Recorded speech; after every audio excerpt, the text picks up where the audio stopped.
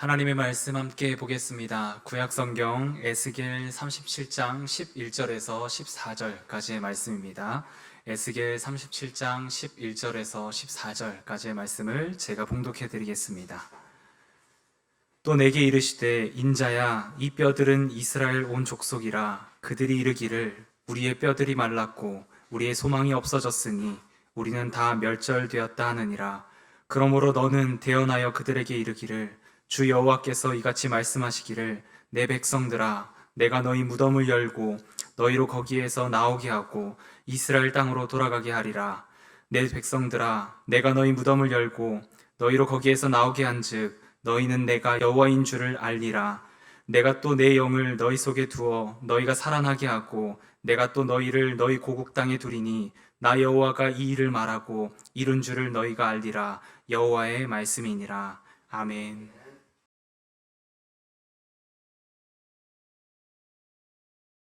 오늘도 주 안에서 예배하는 여러분들의 마음에 주님의 평강이 가득하기를 간절히 바랍니다. 오늘은 평화의 기도 7번째입니다. 절망이 있는 곳에 희망을 심게 하소서, 이 제목을 가지고 함께 말씀을 나누려고 합니다. 각 시대마다 사람들에게 절망 속에서도 희망을 가지고 살아가라 하는 그 희망의 메시지를 전하는 사람들이 있습니다. 문학을 통해서도 그 희망을 전하기도 하고요. 예술을 통해서 그 희망을 전하기도 하고, 또는 노래를 통해서도 그 희망을 전하고자 했던 많은 이 시대의 예언자와 같은 사람들이 있었습니다. 오래전부터 지금까지 이런 희망의 메시지를 전한 사람들은 많이 있습니다. 우리가 잘 알고 있는 그리스 신화에서도 이 절망 속에서 희망만 가지고 있으면 살아갈 수 있음을 이야기해낸 곳이 여러 군데 있는데요. 그 중에 우리가 잘 알고 있는 곳 한 군데 한 이야기가 있습니다. 그 이야기는 그리스 신화의 최초로 등장하는 여성인 판도라에 관한 이야기입니다. 이 판도라라고 하는 이 여성은 신들이 가진 다양한 재능을 부여받아서 태어난 여성입니다. 이 판도라라고 하는 그 이름 의미가 무엇인지를 찾아보았더니 많은 선물을 받은 여인이다라는 그 뜻을 보게 되었습니다.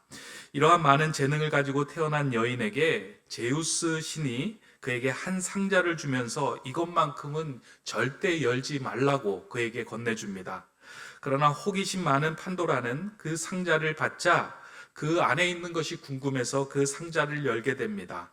그러자 그 안에 있었던 질병, 슬픔, 욕심, 질투 등 온갖 것들이 세상으로 다 빠져나가게 되었습니다. 이런 것에 놀란 판도라가 서둘러서 그 상자의 뚜껑을 닫았지만 모든 것들이 다 빠져나가고 난 후에 그 상자에는 한 가지만 남아있게 되었습니다. 그것이 희망입니다. 이 신화를 기록한 사람은 이 판도라의 상자를 통하여 우리에게 수많은 질병과 고통과 절망의 상황이 있겠지만 희망 하나만 있으면 살아갈 수 있음을 보여주고자 이와 같은 이야기를 전해준 것입니다. 실제로 그 희망을 붙들고 절망으로부터 힘을 얻어서 살아간 사람들도 있습니다. 그러나 이 신화에서 한 가지 단점이라고 이야기할 수 있는 부분은 이 신화에서 붙들어야 하는 희망의 근거가 무엇인지는 이 신화에서 잘 이야기하고 있지 않다는 것입니다. 이 막연한 희망의 그 단점이라고 하면 그 근거가 없기 때문에 그 희망만 붙들고 살아가다 보면 어느 순간에 그 희망이 이루어지지 않을 때는 더 깊은 절망에 빠지게 됩니다.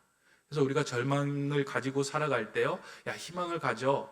뭐 일주일 있으면 좋아지겠지, 1년이 지나면 좋아지겠지 라고 막연한 그 희망만 가지고 살아갈 때, 그 자신이 생각한 때에 그것이 성취되지 않을 때는 오히려 더 극심한 절망에 빠지게 됩니다. 절망으로부터 우리를 구할 수 있는 것은 막연한 희망이 아닌 근거가 있는 희망이어야 합니다. 성경은 우리가 절망에서 벗어나기 위하여 막연한 희망을 가지라라고 말하지는 않습니다. 성경은 우리가 절망에서 벗어날 수 있도록 근거 있는 희망을 붙들고 살라고 우리에게 말해 줍니다. 이러한 희망을 말하고 있는 대표적인 본문이 오늘 우리가 읽은 에스겔 37장의 내용입니다. 이제 에스겔 37장에서 우리가 이제 뒷부분만 좀 읽었는데요. 37장을 이해하려고 하면 사실은 에스겔 전체를 읽어야 하고 그 전체 중에서도 37장의 내용을 또 다 읽어야 합니다. 근데 오늘은 시간상 우리가 11절에서부터 14절까지만 읽었는데요. 이 에스겔의 이야기를 읽으면 절망 속에서 어떻게 희망을 발견할 수 있는지, 하나님이 그 희망을 갖게 하는 그 하나님의 메시지가 무엇인지를 우리가 발견할 수 있습니다. 그럼에도 불구하고 오늘은 이제 짧은 시간을 통해서 그 에스겔 37장에 담겨 있는 그 희망의 메시지가 무엇인지를 좀 살펴보려고 합니다. 이 37장을 이해하기 위하여 이 글이 기록된 정황을 우리가 알 필요가 있습니다. 에스겔이라고 하는 선지자는 예루살렘에서 바벨론의 포로로 끌려와 평생 그 바벨론에서 살았던 그 선지자입니다. 그러니까 메소포타미아의 그 강대국이었던 바벨론이 이제 그 이스라엘과 유대 모든 그 땅을 점령하고 난 후에 그곳에 있던 사람들을 포로로 끌고 와서 바벨론에 거하게 합니다. 바벨론으로 많이 끌려왔던 사람들은 그 포로의 생활을 하면서 절망과 두려움과 아쉬움 속에 늘 살아가고 있는 상황이었습니다. 그럼에도 불구하고 이 에스겔이라고 하는 선지자는 이 절망 속에 갇혀 있는 사람들에게 희망을 전해주고 우리가 다시 예루살렘으로 돌아가서 우리는 하나님의 자녀로 굳건하게 세워질 것이며 많은 사람들 중에 뛰어난 존재로 우리가 설 것이다 라는 것에 대해서 이 희망의 메시지를 전하고자 애를 썼습니다. 어떻게 하면 백성들이 지치지 않고 이 절망의 순간들을 잘 보내며 이 희망을 가지고 이 순간들을 버텨낼 수 있을까에 대해 고민하며 그들에게 전해야 할 희망의 메시지를 찾아서 순간순간마다 전했던 인물이 이 에스겔입니다. 그런데 어느 날 이 희망을 품고 사람들에게 그 희망의 메시지를 전해왔던 에스겔에게 더 이상 희망을 갖지 못하도록 하는 내용을 전해봤습니다. 그러니까 이스라엘 백성들이 이제 예루살렘 성으로 돌아가면 다시 예루살렘 성을 세우고 그곳에서 회복될 수 있을 것이다 라고 이제 이야기를 생각하고 이야기를 전했는데 한 사람이 예루살렘 성이 함락되었다. 이제 아무 우리는 희망이 없다라는 이야기를 이제 전해 듣게 됩니다. 이 내용이 에스겔 33장 21절에 이렇게 나오고 있습니다. 우리가 사로잡힌 지 12째 해 10째 달 5째 날에 예루살렘으로부터 도망하여 온 자가 내게 나와 말하기를 그 성이 함락되었다 하였는데, 그러니까 도망 나온 사람이 에스겔을 찾아와서 이제 예루살렘 성이 함락되었습니다. 이제 끝났습니다. 라고 이제 그 안타까운 절망의 소식을 이제 에스겔이 받아 들었습니다. 그러니까 희망을 내고 힘을 내어야 하는 상황 속에서 절망과 안타까움과 우리가 이제 어디를 둘러봐도 소망이 없다 하는 생각에 에스겔조차도 마음이 무너졌던 것입니다. 그때 에스겔은 자신이 이제 더 이상 전해야 할 희망의 메시지가 없다는 생각에 하나님께 엎드렸습니다. 그렇게 엎드린 에스겔을 하나님께서 찾아가 주시고 그에게 하나의 환상을 보여주십니다. 그 환상이 이제 에스겔 37장의 내용인데요. 에스겔이 보았던 그 환상은 잠을 자다가 우연히 꾼 꿈이 아닙니다. 하나님과의 깊은 교제 속에서 처절하게 몸부림치던 중에 하나님께서 그의 눈을 열어서 새로운 장면을 보게 하신 것입니다. 에스겔 37장은 두려움과 절망 속에 갇혀져 있던 그 에스겔로 하여금 새로운 비전을 보게 하신 그 장면입니다. 그 내용을 좀 이렇게 간단하게 요약을 해보면요. 하나님은 먼저 에스겔을 한 골짜기로 데려갑니다. 이게 환상 속에서 지금 일어난 일이에요. 에스겔이 하나님께 엎드려 그 기도하던 중에 하나님께서 에스겔을 데려가서 한 골짜기에 세우는데 그 골짜기에 서서 그 골짜기 아래를 바라보니까 어떠한 상황이 펼쳐져 있냐면 마른 뼈가 가득하게 그 골짜기에 채워져 있는 것을 에스겔에게 보게 한 것입니다. 절망과 죽음을 상징하는 그 마른 뼈로 가득한 골짜기 앞에 에스겔을 세우고 하나님은 그에게 이런 질문을 하셨습니다. 에스겔아, 이 뼈들이 능히 살겠느냐? 마른 뼈를 바라보고 있는 에스겔을 향하여 생뚱맞아 보이는 질문을 하나님은 에스겔에게 던지신 것입니다. 생기라고는 찾아볼 수 없이 말라 비틀어진 그 뼈들이 다시 살아날 수 있겠느냐라는 질문을 하신 것입니다. 하나님께서 이렇게 질문하신 것에는 에스겔의 마음을 정확히 알고 계셨기 때문에 에스겔을 향하여 그렇게 질문을 하신 것입니다. 여러분 한번 생각해 보세요. 하나님은 에스겔의 마음을 정확하게 들여다보시고 지금 그 에스겔의 마음이 마치 이 마른 뼈처럼 이제 소망이 없다. 이제 우리는 다 멸절되었다. 우리는 이제 더 이상 솟아날 구멍이 없다. 무엇을 전해야 될까라고 고민하던 그 상황 속에서 그 마른 뼈들이 살아날 수 있겠느냐라고 묻습니다.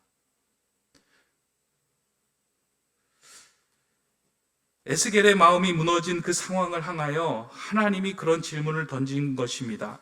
이러한 마음은 에스겔의 마음뿐만 아니라 이 소식을 들었던 모든 이스라엘 백성들의 마음이기도 하였습니다.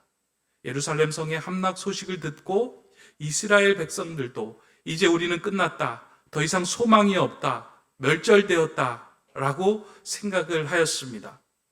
그러한 마음을 표현한 것이 오늘 우리가 읽었던 11절의 그 본문입니다. 이렇게 기록하고 있습니다.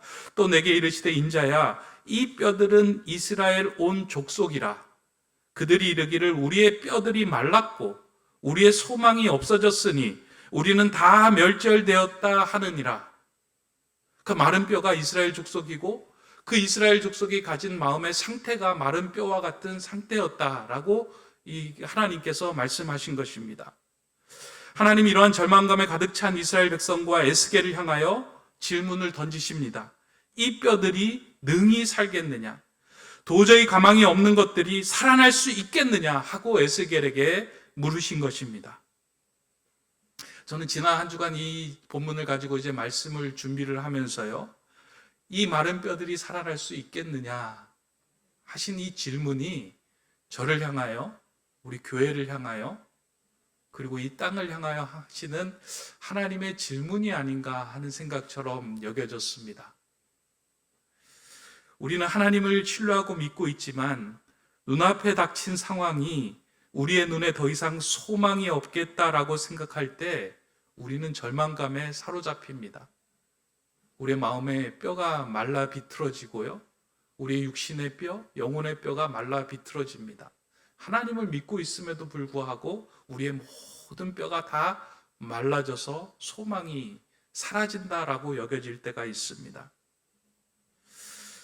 살아가면서 우리는 이렇게 마른 뼈의 골짜기를 만날 때가 많이 있습니다. 이 부부간에 생겨난 문제로 인해서 더 이상 소망이 없다 생각하여 큰 절망에 빠질 때가 있습니다. 부부간의 사이에 문제가 더 이상 풀리지 않을 것 같아서 마른 뼈처럼 여겨져 이제는 포기해야 되겠다. 이제 우리는 더 이상 소망이 없다. 우리는 멸절되었다. 라고 생각이 되는 지점을 지날 때가 있습니다. 이때 하나님이 우리에게 물으시는 겁니다. 이 마른 뼈들이 살아날 수 있겠느냐? 믿었던 자녀가 실망감을 가져오며 우리의 마음을 힘들게 할 때 자녀에 대한 기대를 내려놓으려고 합니다. 더 이상 희망이 없다고 자녀에게 꼬리표를 붙여놓고 포기하고자 할 때도 있습니다. 이제 더 이상 내가 할 수 있는 일이 없다 라고 생각하며 마음도 말라버리고 기대도 말라버리고 소망도 말라버리며 슬며시 손에서 놓으려고 할 때가 있습니다. 그때 하나님이 우리에게 묻습니다. 이 마른 뼈들이 능히 살 수 있겠느냐? 우리가 살아가고 있는 이 나라에 영적으로 마른 뼈와 같은 모습이 되어가는 교회를 향하여 이제 교회는 희망이 없다 라고 생각하여 절망감에 사로잡힐 때가 있습니다. 교회가 행하는 모습 가운데 아름다운 모습도 있지만 부패된 그런 모습들을 보면서요. 이 땅의 교회가 무엇을 할 수 있을까? 이 땅의 교회가 소망이 있을까? 라는 생각에 사로잡힐 때가 있습니다. 그때 하나님은 우리에게 묻습니다. 이 마른 뼈들이 능히 살 수 있겠느냐? 그 외에도 우리의 마음속에 많은 마른 뼈의 그 현장에서 하나님은 수도 없이 우리에게 말씀하십니다. 너의 마른 뼈가 살아날 수 있겠느냐?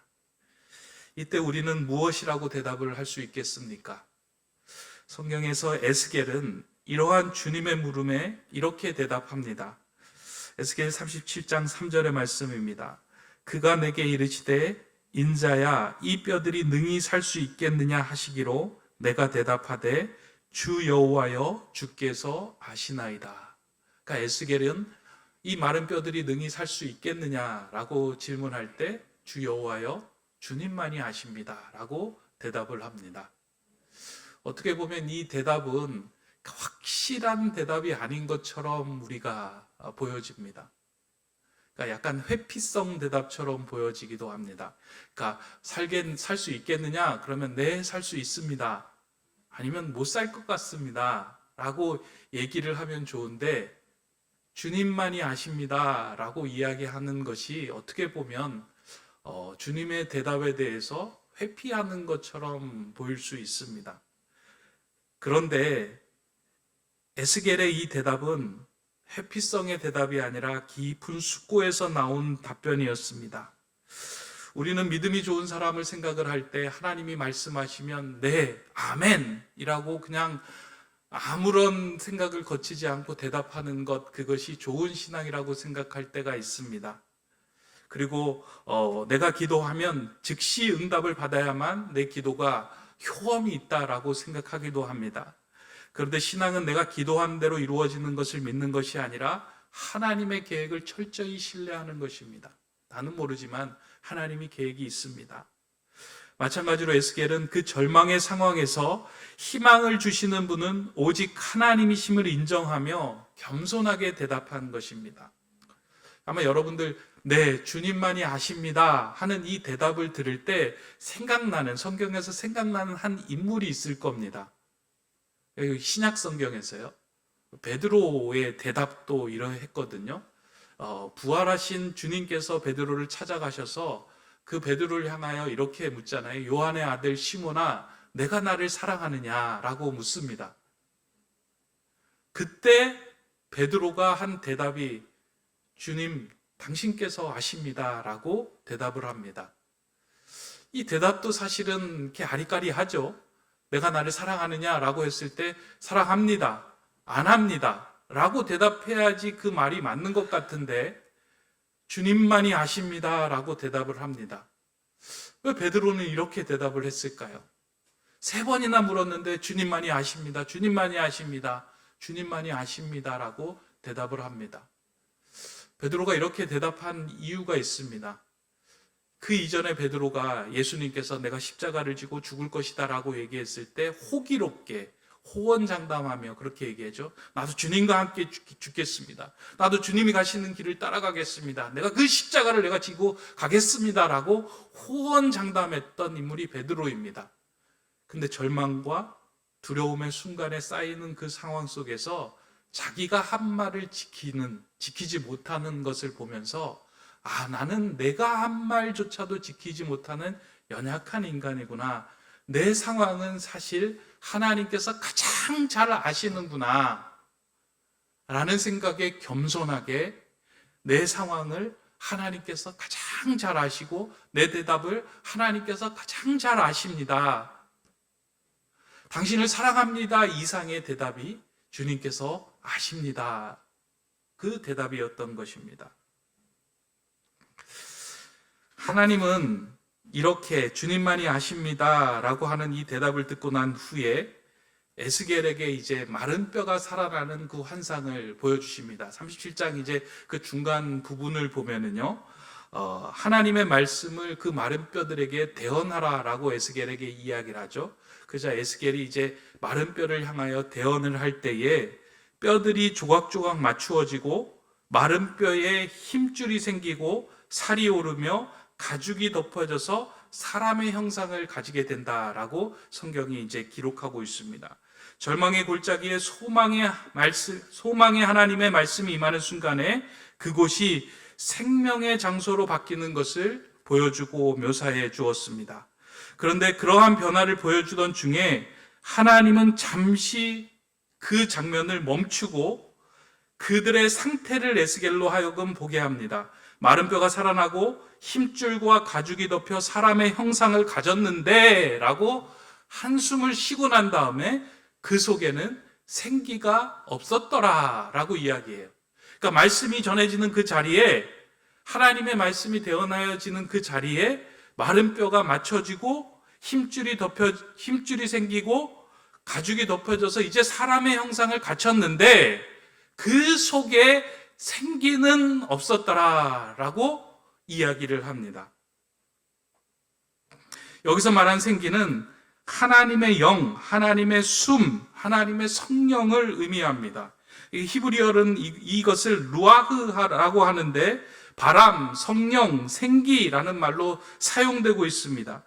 다시 말해서 한 사람에게 루아흐가 없다는 것은 살아나기는 했지만, 껍데기는 존재하였지만 아직 하나님의 온전한 영을 가진 존재가 되지 못했다라는 것을 의미하고 나타냅니다. 하나님을 알지 못하는 자, 하나님의 영이 없는 자는 껍데기는 살아있는 것처럼 보이지만 실상은 하나님의 사람이 아님을 우리에게 보게 하는 장면입니다. 제가 또 이 말씀을 읽으면서요, 그러니까 설교를 하면서 성도님을 향한 설교가 아니라 저를 향한 게 설교처럼 이제 느껴지고 말씀처럼 느껴졌는데, 교회를 이제 시작을 하면서 저에게 주시는 메시지다라는 생각을 했습니다. 지난주까지 이제 교회가 막 순모임을 하기도 하고, 또 지난 이제 1년 반을 보내면서 교회 조직이 막 편성이 되면서 어떻게 보면 이제 마른 뼈와 같은 우리 교회가 아무것도 없었던 것에 조직이 생기고 모임이 생기고 공동체가 형성이 되면서 얼추 교회의 형상 같은 부분을 지금 이제 가지고 있다라는 생각을 했습니다. 그러니까 어떻게 보니까 이제 교회 같아요. 교회 학교도 생기고 순모임도 생기고 예배도 1부, 2부 드려지고 여러 모양이 이제 교회의 형상을 갖추고 있는데, 이 교회 안에 하나님의 생기, 하나님의 영이 있느냐? 너는 껍데기를 세우는 것에 최선을 다하고 있느냐? 이 교회가 하나님의 영, 하나님의 생기가 주장하는 공간으로 만들기 위하여 최선을 다하고 있느냐? 그 질문이 이렇게 저에게 계속해서 되물음되더라고요. 교회가 외형을 세우는 것 이상으로 중요한 것은 교회 안에 하나님의 영, 하나님의 생기가 거해야 합니다. 하나님의 영, 하나님의 생기가 거할 때 그 자리가 절망에서 소망으로 옮겨지는 생명의 자리가 될 수 있기 때문입니다. 하나님께서 이 교회를 세워주실 때 교회는 에스겔 골짜기, 그러니까 마른 뼈가 가득한 골짜기와 같은 상황이 다시금 회복이 되어 힘줄도 붙고 가죽도 붙고 그들이 하나님의 생기로 다시 하나님의 극히 큰 군대로 세워지는 장소로 마련해 주신 곳이 교회입니다. 그렇다면 우리 교회에 채워져야 하는 것은 다른 것이 아니라 하나님의 영이고 하나님의 생기입니다. 저와 여러분들 안에 채워져야 하는 것이 하나님의 말씀과 함께 하나님의 영, 하나님의 생기가 채워져야지 하나님의 사람으로 온전히 설 수 있어야 합니다. 그래서 절망이 있는 곳에 희망을 심게 해 주시옵소서라고 하는 기도는, 절망이 있는 곳에 희망을 심는 사람이 되게 해달라는 기도는 다른 것이 아니라 하나님, 내 안에 하나님의 생기, 하나님의 영이 가득하게 하여 주시옵소서. 우리 교회 안에 하나님의 영, 하나님의 생기, 성령이 가득한 공간이 되게 해 주시옵소서 하는 기도와 같은 기도입니다. 교회가 절망으로부터 희망을 갖게 하는 공동체가 되려면 교회 안에 하나님의 영이 가득해야 합니다. 하나님의 영이 교회를 주장할 때 그곳은 절망에서 희망을 얻을 수 있는 자리가 되기 때문입니다. 하나님은 에스겔의 환상을 통하여 이러한 일을 이루어 가시는 분이 하나님이심을 명확하게 보게 한 것입니다. 막연한 희망을 보게 한 것이 아니라 절망 가운데 희망을 주게 하시는 분이 하나님이시다. 그 하나님의 생기, 하나님의 영이 있을 때 우리가 살아나고 회복할 수 있다. 우리의 소망의 근거는, 희망의 근거는 하나님이다 라고 하는 것을 에스겔에게 보게 한 것입니다. 예루살렘 성이 아니야. 너가 생각하고 있는 문제가 해결되는 것으로 희망이 생겨나는 것이 아니야. 희망의 근거는 하나님이야. 하나님이 그 자리에 임하고 하나님의 영이 함께 할 때는 회복이 될 수 있어. 마른 뼈와 같이 그것도 살아날 수 있어. 그래서 에스겔 37장을 보면요, 내가 여호와인 줄 알게 하리라 하는 말씀이 계속해서 반복되어 나타납니다. 하나님이 그 거하시는 곳에 절망으로부터 희망이 생겨나기 때문입니다. 이 말씀을 묵상하는데 오래전에 있었던 그 일이 하나 생각이 났습니다. 근데 저는 이제 에스겔 말씀을 묵상할 때마다 늘 생각나는 사건이고요. 제가 몇 번 또 말씀을 드린 적이 있습니다. 일본에서 동경 그 교회에서 부교역자 시절에 이제 경험했던 이야기입니다. 늦은 저녁까지 제가 이제 사무실에 남아서 아마 설교 준비를 하고 있었던 상황 속에서 좀 이제 이렇게 여기하고는 조금 다르게 이제 사무실이 이제 바깥에서 들어와서 다른 사람들이 사무실 문을 이렇게 쉽게 두드릴 수 있는 공간이었습니다. 그래서 제가 사무실에 있는데 어떤 한 분이 이제 찾아와가지고 사무실 문을 뚝뚝뚝 두드린 거예요. 그래서 늦은 밤에 누군가 하고 문을 열었더니만 정말 이 에스겔 그 37장에서 이야기하는 그 마른 뼈 느낌을 확 줄 수 있는 한 남자가 그곳에 서 있었습니다. 그러니까 몸도 마르고요, 뼈도 말아서 항상하게 거의 이제 살아있는지 죽어있는지를 잘 구분할 수 없을 정도의 그 한 남자가 그곳에 서 있었습니다. 좀 제가 두려워서 어떻게 오셨어요? 라고 이야기하니까 제가 이제 목사님하고 좀 상담을 하러 왔습니다. 그러면서 이제 하시는 말씀이, 그분이 이제 교포였는데요, 이제 한국말을 거의 못해요. 그러니까 일본어하고 영어하고 한국어하고 막 이렇게 떠듬떠듬 섞어가면서 이야기를 하고 있는데, 그분이 이제 그런 얘기를 하시는 거예요. 내가 살기 너무 힘들어서 지금 죽을 것 같은데, 정말 죽기 위해서 결단을 내려야 되는데 마지막으로 예전에 왔었던 이 교회 한번 방문하고 난 다음에 그것을 이제 결단하려고 합니다. 제가 목사님하고 좀 상담을 할 수 있겠습니까? 그래서 들어오라고 이야기를 했더니만 이제 이분이 자신이 가지고 있었던 그 마음의 그 속내를 다 꺼내놓기 시작을 하는 거예요. 근데 이분이 예전에 이제 그 약을 많이 하고 본드를 너무 심하게 이제 흡입을 해가지고 장기가 다 망가지고 뇌도 망가지고 그런 거예요. 그러던 중에 이제 다니던 직장도 해고가 되었고, 그리고 믿었던 사람에게 이제 그 가지고 있었던 돈도 다 사기를 당해서 빼앗겼고, 그리고 이제 같이 살고 있었던 사람에게도 이제 좀 이렇게 버림을 받게 되는 일들이 그에게 이제 다 닥쳐온 거예요. 그 이야기를 하나 둘씩 듣다 보니까 살아야 할 이유가 하나도 없는 거예요. 죽을 이유는 많은데 살아야 할 이유가 하나도 없어 보이는 거예요. 그리고 살아도 이 사람이 제대로 살 수 있을까? 할 정도로 몸도 너무 많이 상했고, 정신도 많이 상했고, 마음도 상했고, 여러 가지 상황들이 회복될 수 있는 일이 하나도 없는 것처럼 보여지는 거예요.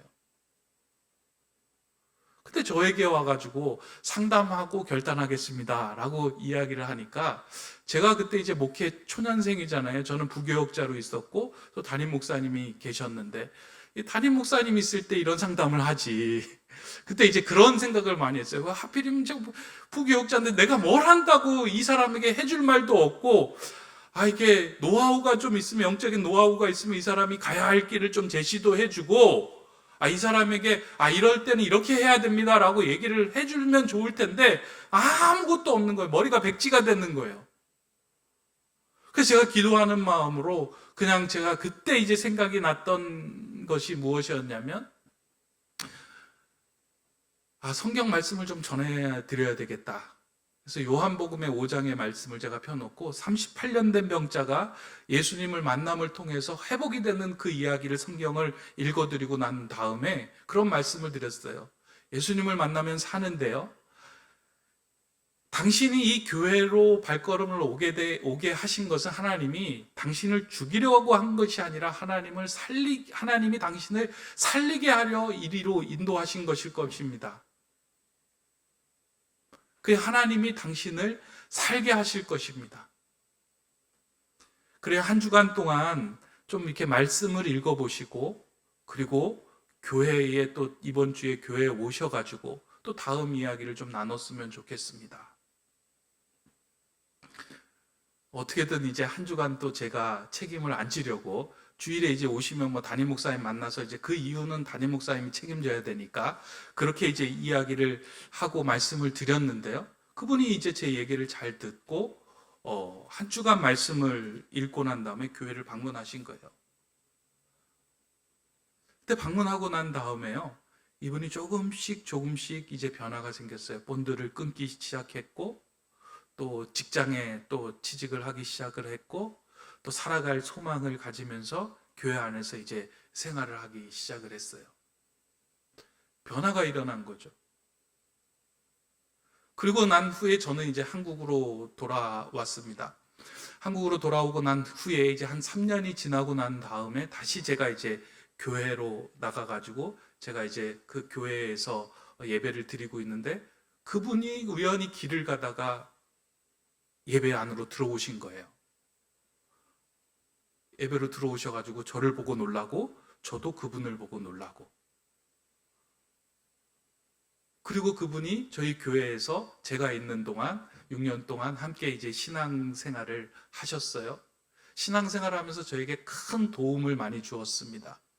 큰 도움은 다른 도움이 아니고요, 그분이 뭐 건강해가지고 교회에서 봉사를 많이 한 것도 아니고, 그 다음에 뭐 돈이 많아서 헌금을 많이 한 것도 아닌데, 제 목회 내내 그분을 볼 때마다 저는 큰 도움을 얻었어요. 하나님이 임하시면 마른 뼈와 같은 상황 속에서도, 절망 가운데서도 희망의 삶을 살게 하시는구나. 그분을 통해서 살아계신 하나님, 그분을 통해서 절망에서 희망으로 옮겨주시는 하나님을 늘 보면서 제가 큰 힘을 얻었어요.